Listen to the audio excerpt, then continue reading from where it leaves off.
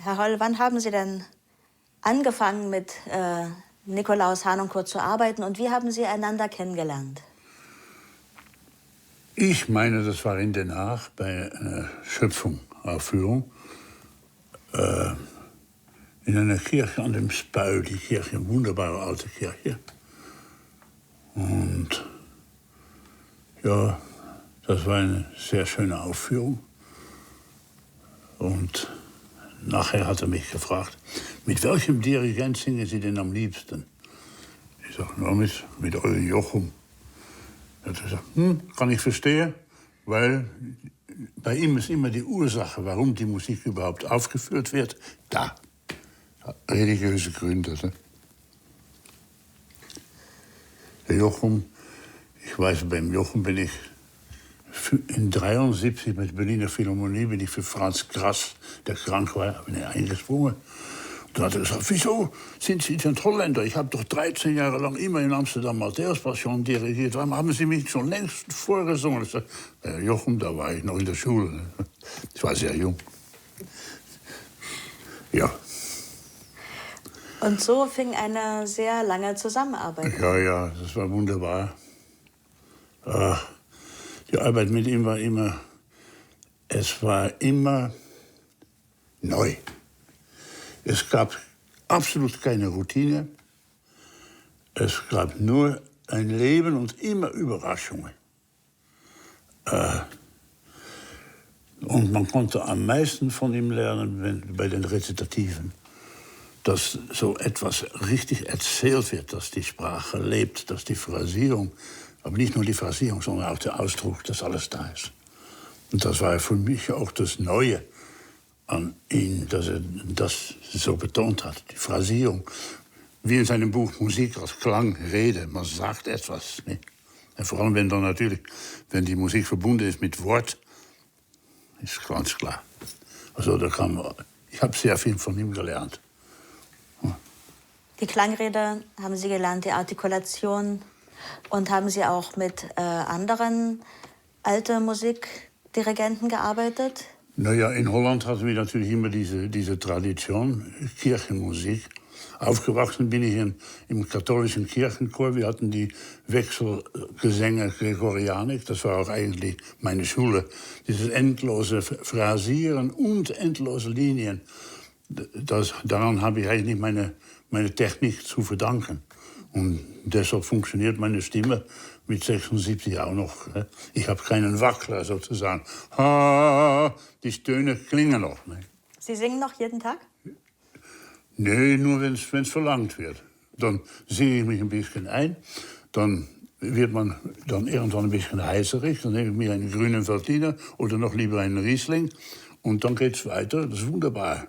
Das ist die beste Methode, um gut im Schuss zu bleiben. Aber der Wein muss schon aus der Wachau sein. Ne? Zurück zur Musik. Ja. Haben Sie auch mit Gustav Leonhardt gearbeitet? Nicht direkt, leider. Ich weiß natürlich, wer das ist, ganz großer Musiker. Bei ihm war immer Max von Egmond. Ich war immer so bei Kirchenkonzerten in Rotterdam. Überall gab es Kantoreien, wie man hier sagt. Und da habe ich halt meine ganze Repertoire aufbauen können. Also mit 25 hatte ich sämtliche Oratorien gesungen. Ich konnte auch dann sehr viel einspringen. Ja. Und dann natürlich diese Begegnung mit dem Nikolaus Harnoncourt, das war dann für mich eine ganz große Sache. Und dann ging es auch weiter mit den Bach-Kantaten. Ja. Die wurden ja sowohl viel im Musikverein aufgeführt als auch aufgenommen. Ja, genau. Sie waren immer dabei? Ich war 72, habe ich in München ARD-Wettbewerb gewonnen. Und ich war Schüler von Hans Hotter. Und dann, übrigens, der hat ja auch noch mit Harnoncourt in der Staatsoper gesungen. Ja? Den Sprecher in Zauberflöte. Das war ein Erlebnis. Der 80-jährige Hotter kommt da raus und der Schrei hat Tamino gesungen und vor Erstaunen ist er so gekommen. Der Rotter war ja 1,92 groß. Hat alle überragt. Nee, auch die Stimme gigantisch. Ja, gut, jetzt bin ich ja woanders geraten. Ich wollte eigentlich sagen, dann bin ich eigentlich in 1973 kam ich dann nach Wien, dann hat die Frau Direktor Guder Guntram von dem Musikverein, die hat mich gehört im ARD-Wettbewerb. Und die haben mich engagiert für Kindertotenlieder mit Willem van Otterlo und Residenzorchester. Dann gab es dann die Verbindung mit Residenzorchester. Und so ist das dann in Wien gekommen. Und dann hat die Frau Guntram gesagt, singen Sie Matthäus-Passion? Ich sage, ja, selbstverständlich.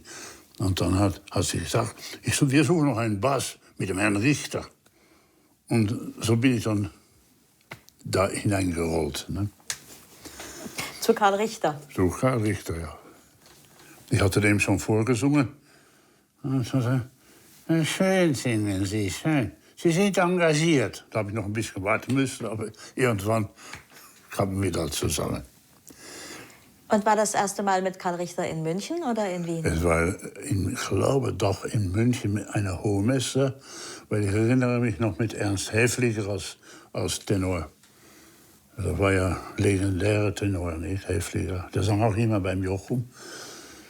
Und da, ja, der Richter am Cembalo. Immer anders improvisiert. Er war ein unglaublicher Organist. Aber er war ein sehr merkwürdiger Mensch. Dann hat er plötzlich aufgestanden. Dann der Rierstab gesagt, mache dich mein Herz herein, in 12. Also immer so gesprochen, ne? Oder, was wollt ihr mir geben?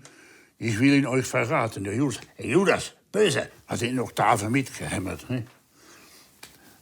Oder stand bei einem Duett, stand der Tenor stand da und die Sopranistin, das bei Hohe Messe. Und der spielt und macht immer so komische Gesichter. Und sagt, naja, Piano singen werden sie auch noch lernen. Ne? Also nett war es nicht. Mhm. Und das war alles natürlich auf moderner Stimmung, mit einem großen Orchester, großer Chor. Ja, Wiener Sinfoniker. Ja, und Nikolaus Harnoncourt spielte Cello bei den Wiener Sinfonikern in dieser Situation. Aber nicht mehr Unterrichter, da war er nicht dabei. Damals nicht mehr? Nein. Das hätte er wahrscheinlich nicht ausgehalten. Er hat es nicht ausgehalten. Ja. Das war einer der Gründe, warum er überhaupt sein eigenes Orchester gegründet hat und seinen eigenen Weg gegangen ist. Weil Karl Richter war das große Vorbild in Wien in der damaligen Zeit, was eben Bach betraf. Und diesen Weg wollte er neu gehen. Deswegen ist es interessant von Ihnen zu hören, was die großen Unterschiede sind zwischen Harnoncourt und Richter, wenn es um Bach geht. Wie verhält man sich als Sänger? Singen Sie immer das Gleiche oder ist es für Sie ein großer Unterschied, wer von beiden vor Ihnen steht? Der wichtigste Unterschied war, bei Richter gab es dann diese große Klangmasse. Dadurch geht dann oft auch die Phrasierung, Verständlichkeit flöten, nicht? Und beim Nikolaus Harnoncourt ging das immer mit Phrasierung, Verständlichkeit, Ausdruck, Wahrhaftigkeit. Ich kann nicht sagen, dass der Richter nicht wahrhaftig war, nur der hatte halt ganz andere Ohren und kam aus einer anderen Tradition, Leipzig, und ganz anders. Und wie haben Sie das Publikum empfunden für beide Veranstaltungen? War das Publikum sehr anders? Haben die den Nikolaus freundlich aufgenommen oder war das damals kontroversiell? In Holland hat man ihn unglaublich aufgenommen. Ne? In Amsterdam, das war was Besonderes, wenn er gekommen ist. 1985 gab es die große Tournee mit dem Concertgebouworchester in Italien. Wunderbar, mit Kurt Eckfilz natürlich und Scharinger und Aline Auger. Ja, die Auger, die sang wunderbar. Immer wieder Karfreitagsmusik da. Aus Liebe will mein Heiland sterben. Und es war eben ganz besonders von ihm, bei dem Harnoncourt war Probe, immer Überraschungen, immer wieder vom Geist. Neue Vorschläge, neue Phrasierung, neue hier. Kann man das noch mehr betonen? Da. Und dann, wenn dann das Konzert war,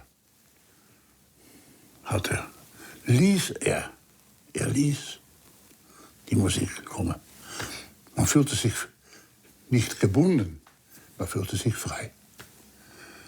Und das war bei Richter natürlich überhaupt nicht der Fall.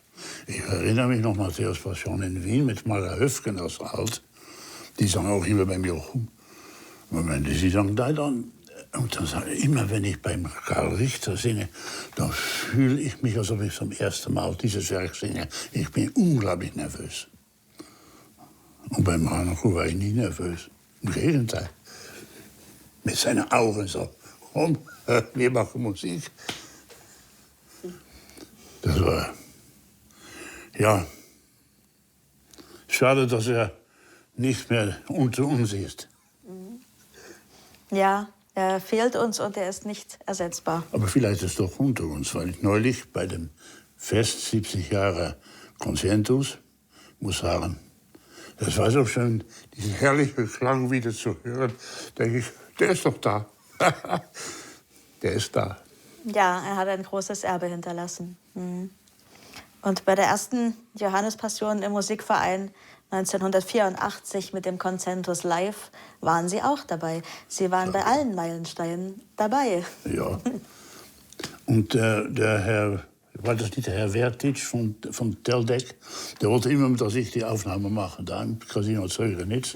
War das natürlich Glückssache für mich.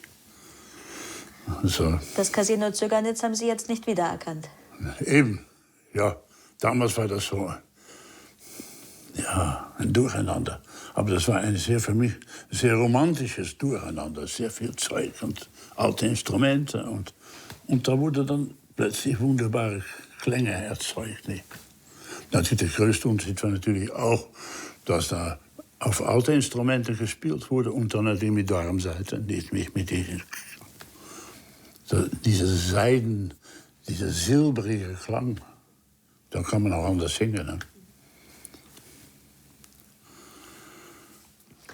Und 1985 wurde die Styriate gegründet in Graz. Und auch da war Johannespassion auf dem Programm. Oh ja. Im Grazer Dom. Ja, genau. Wie war das? Können Sie uns was über die Proben erzählen? Ja, das war eine komische Sache. Ich wusste nicht, wo der Grazer Dom ist. Da gibt es doch diese große, schöne Straße mit den alten Häusern da, wo der Verlag Kienreich, wo der Schubert noch da war. Der hat ja ein Opus da drucken lassen, Opus 93 da. Und ich dachte, da ist der Grazer Dom, diese sehr schöne Kirche mit diesem schönen Turm. Ich gehe dorthin, kein Orchester, kein nix. Ich dachte, Habe ich gefragt, wo ist denn der Dom? Ist das nicht der Dom? Nein, da muss man weiter hinauf. Und dann bin ich halt gerannt. Es war Gott sei Dank Probe. Ne? Ich komme da hin, ich höre schon längst die Musik. Und dann bin ich da hineingeschlichen und hinter eine Säule so. Und dann genau rechtzeitig konnte ich singen, wen suchet ihr? Und dann steht da entgeistert. Wo waren Sie denn? Ich war in der falschen Kirche. Jeder hat schallend gelacht. Ich dachte, das ist ein Schmäh. Ne? Aber es war kein Schmäh, es war richtig. Christus in der falschen Kirche. Ja, ich war wirklich in der falschen Kirche. Tja. Aber der Nikolaus hat nicht gelacht. Ne? Der war ganz erstarrt. Er dachte wirklich, jetzt nimmt er mich auf den Arm. Ne? Und da hatte er keinen Humor in dem Moment. Nein, er hat selten gelacht. Einmal hat er gesagt, wenn Menschen lachen, ist es meistens aus Schadenfreude. Das sagt auch was über ihn aus. Er war immer ernst. Ja, er hatte eine Wette laufen. Ob es Menschen gibt, die aus purer Freude lachen und nicht über jemanden oder über jemandes Unglück. Außer Babys. Ja, genau, diese Sachen. Ja, genau. Ich meine, es ist auch der Unterschied zwischen Fröhlichkeit und Heiterkeit. Ne? Fröhlichkeit ist etwas Horizontales und Heiterkeit ist etwas Vertikales. Das hat mit inneren Wohlbefinden zu tun. Und dann lacht man nicht, sondern man lächelt. Das habe ich bei ihm gesehen, wenn etwas gut gelungen ist. Aber hat er glücklich. Ne? Ja. Ja, was haben wir dann? Beim Teufelslustschloss habe ich ihn aber einmal zum Lachen gebracht. Mhm. Das war eine Aufführung im Theater in Wien. Die erste Aufführung war ja in Zürich. Ja. Wunderbare Inszenierung, Marelli, sehr, sehr gute Inszenierung. Herrlich musiziert. Und dann im Theater in Wien. Ich war ja der Robert, nicht? Der besoffene Hausdiener da von den Adligen. Und ich komme dann falle ich irgendwo hinein und komme in einem Keller, unterirdisch. Da. Und ich suche meine Flasche. Meine Flasche. Und dann sitzt da und dann kann ich da sagen, dieses Schloss hat sicher seine 1000 Jahre auf dem Buckel. Und dann habe ich einen Schlag drauf gegeben. Outriert, ne? Das stand nicht da. Wackelt, aber steht. Und dann hat das ganze Orchester schallend gelacht. Und er natürlich auch. Ne? Das hat er wirklich nicht erwartet. So wie bei Nestroy, dass man etwas... War das in der Vorstellung oder Probe? Das war in der Vorstellung.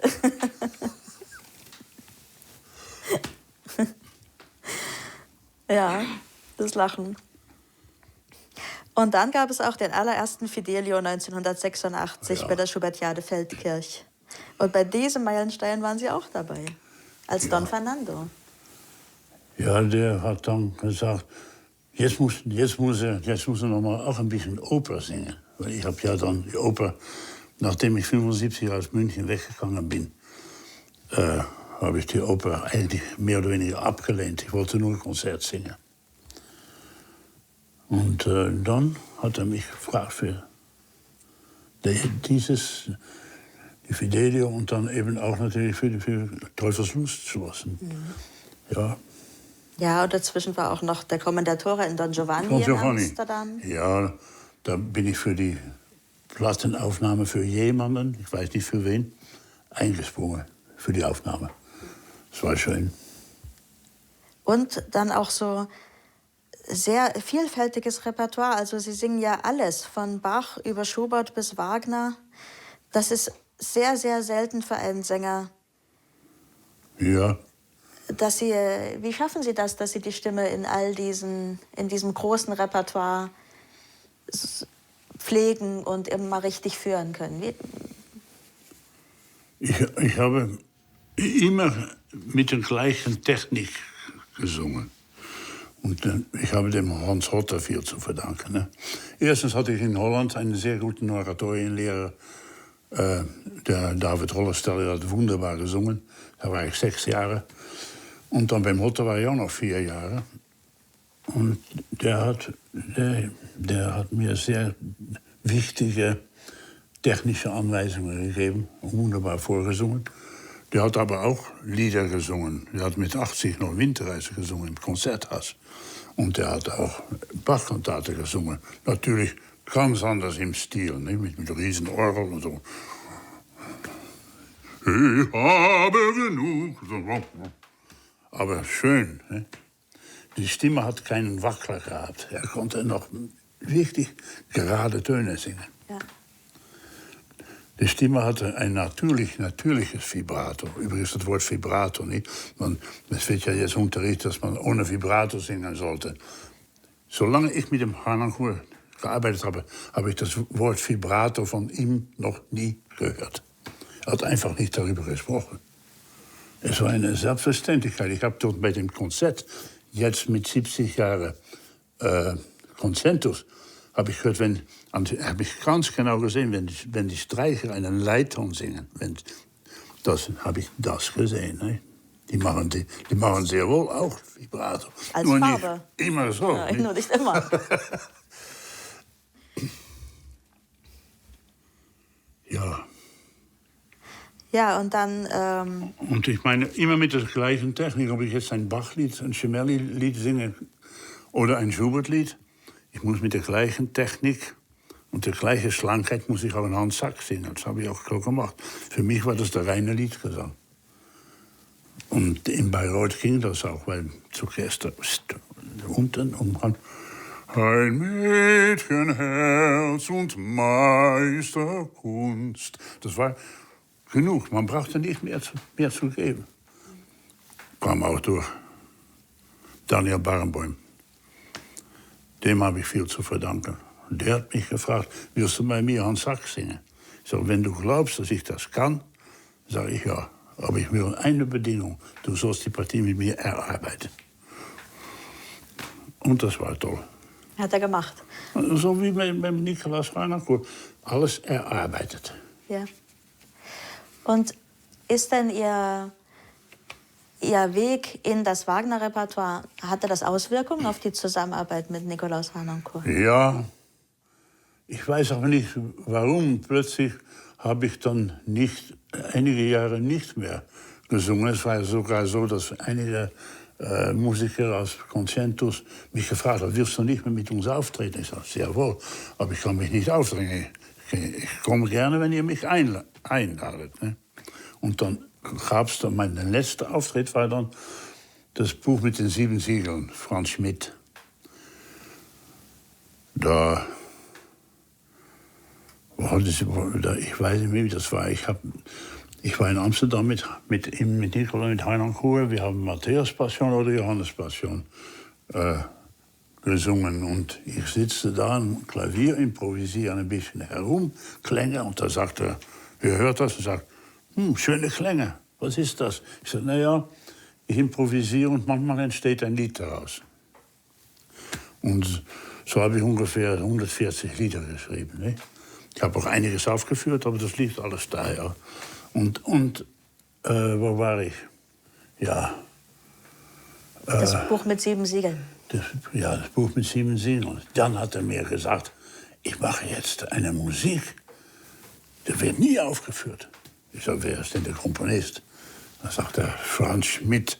Ich sage, ist es vielleicht das Buch mit den 7 Siegeln? Ich sage, wieso kennen Sie das? Ich sage, das habe ich in Wien ungefähr 50 Mal gesungen. Das gibt's nicht, wird nie aufgeführt.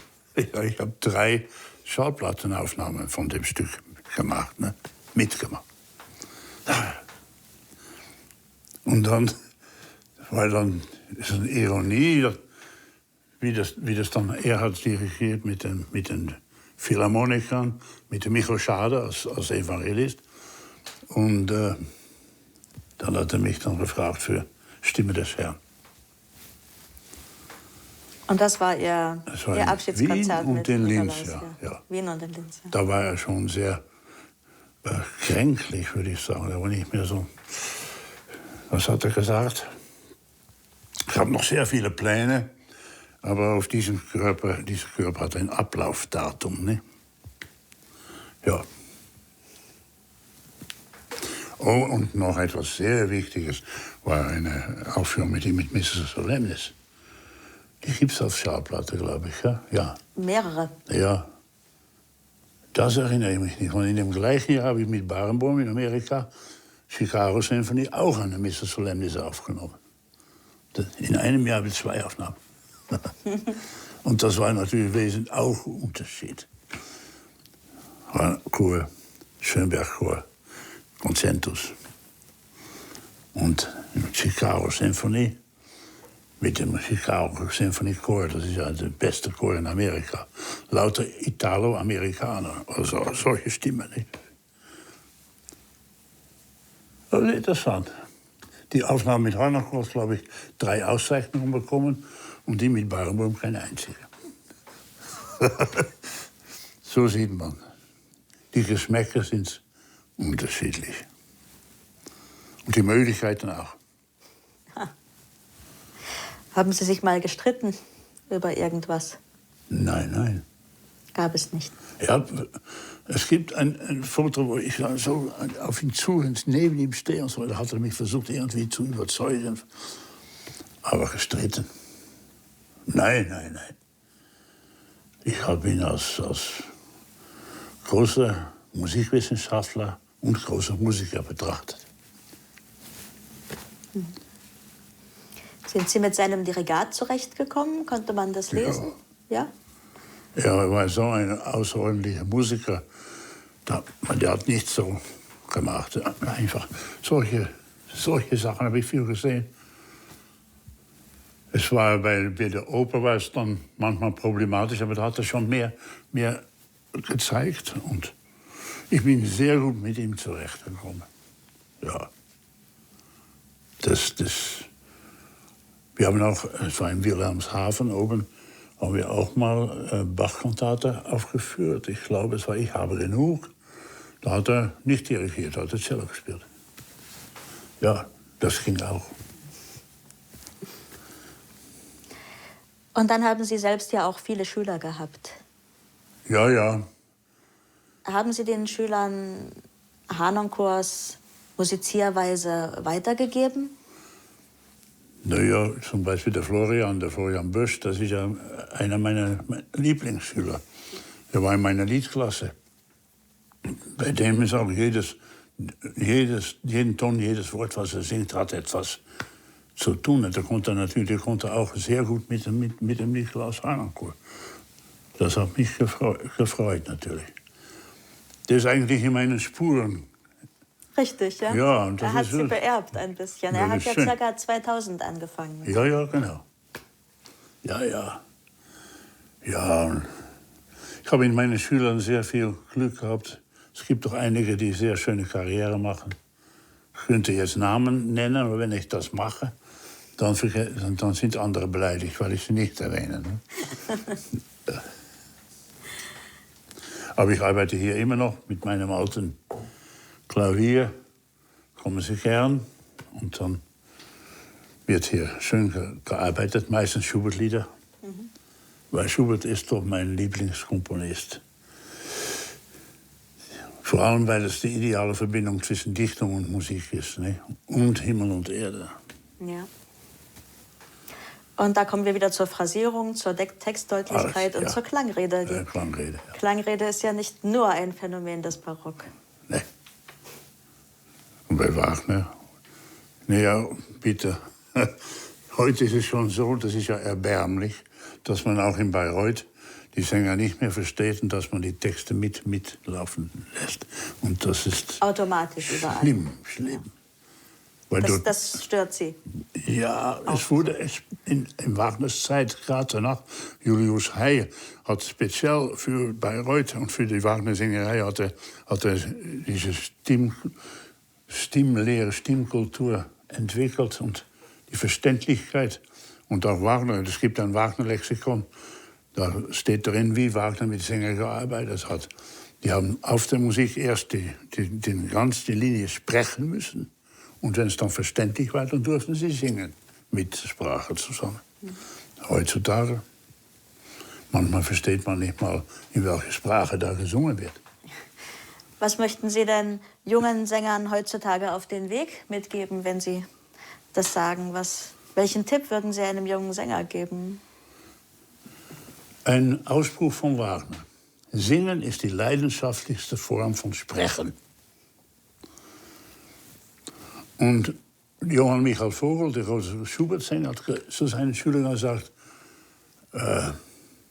das ist nichts, dass jemand gut phrasiert und eine schöne Stimme hat und deklamiert. Man muss es so machen, dass die Leute, die da sitzen, glauben, was du singst. Ja. Und deshalb kommt man wieder auf Harnoncourt, wenn der dirigiert hat, wenn er Musik gemacht hat. Da war nichts beiläufig, es gab keine Routine. Es wurde auch mit seinen Augen, ne? Ja, sie fast hypnotisiert. Wille. Hier bei Schopenhauer. Welt als Wille und Vorstellung. Der Harnoncourt hat einen Wille und hat eine Vorstellung. Und das, ja, das muss man erst mal haben. Wagner und Harnoncourt, könnten Sie sich das vorstellen? ja, ja. Ja, ja. Vielleicht wäre das noch ein Plan für ihn gewesen. Ich weiß es nicht. Ich glaube, diese Journalistin, Literaturjournalistin in Deutschland, Ranitzky. Ja, Marcel Reich-Ranitzky. Ja, und da gab es ein Interview mit Harnoncourt. Ja. Und dann hat der gesagt, sie sollten doch die Meister sein, die hier. Da hat er so gelacht. Ich glaube nicht, ich erinnere mich nicht, dass er irgendwie darauf etwas gesagt hat. Ja, den Ranitzky kann man nicht mehr fragen, der ist auch schon. Ja. So wie der Schubert gestorben war, hat Moritz von Schwind gesagt, leider ist die schöne, unvergessliche Zeit jetzt vorbei. Das kann ich auch sagen, wenn ich an Harnoncourt denke.